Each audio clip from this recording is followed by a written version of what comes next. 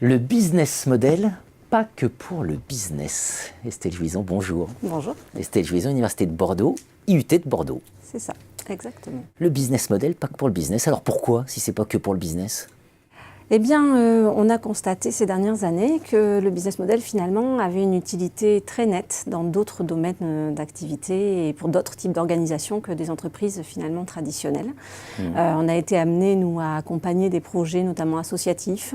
On a été amenés à accompagner des projets aussi dans des organisations comme l'université elle-même, qui avait notamment des centres d'innovation sociétale. Donc, on a croisé des collègues qui étaient porteurs de projets d'innovation et à qui, finalement, qu'on aidait un petit peu à mettre au jour leur BM. Alors, première réaction, oui, mais nous, on ne fait pas du business. Et finalement, un petit peu de discussion plus tard, si, finalement, c'est intéressant parce que ce mot business, il évoque des choses dans la tête des gens.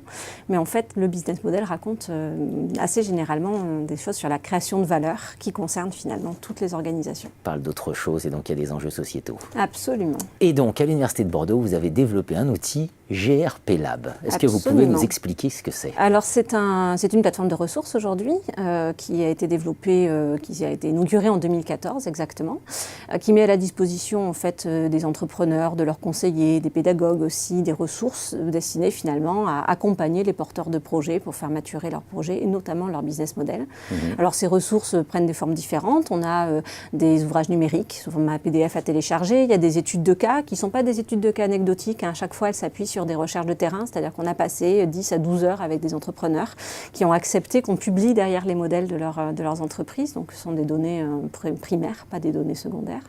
Et puis, il y a une application numérique qui s'appelle GRP Storyteller et qui permet effectivement, qui accompagne en fait pas à pas la rédaction du business model, sa mise en mots, sa narration, parce qu'on a cette conviction qu'écrire aide à penser chez nous et que finalement, on accompagne les projets de cette manière-là. Alors, projet développé notamment sous la conduite du professeur Cyril Verstraete. Absolument.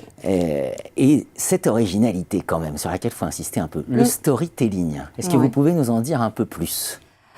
C'est cette mise en histoire finalement. GRP Storyteller. Oui, c'est cette mise en histoire finalement du modèle parce que le business model, il a vocation à aider à réfléchir, à avoir une vision claire du système organisation qui est complexe, mais il a vocation à être raconté et raconté notamment aux parties prenantes quand l'on doit embarquer en affaires. Les investisseurs, mais pas que les investisseurs. Pas que. Un salarié est une partie prenante, le client est une partie prenante. Il faut vraiment avoir ça dans la tête, c'est très large. Et effectivement, la question de la mise en histoire, elle est essentielle. Voilà. Alors c'est vrai que le modèle qu'on utilise, qui est le modèle GRP, a une particularité, c'est qu'il fait la place belle à l'environnement, avec une composante qui s'appelle le partage de la valeur, dans lequel on réfléchit de manière très approfondie avec qui on travaille, quelle est la valeur qu'on crée pour eux, quelles règles du jeu on doit respecter de l'environnement, quelle création de valeur globale pour l'écosystème dans lequel s'imbrique le projet. Enfin voilà, c'est pas une contingence extérieure, c'est une variable du projet, l'environnement.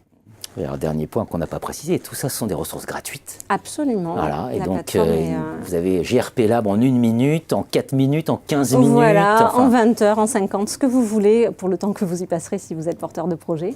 Et effectivement, c'est une ressource qui est rendue à la communauté. On est vraiment sur un projet de valorisation de la recherche.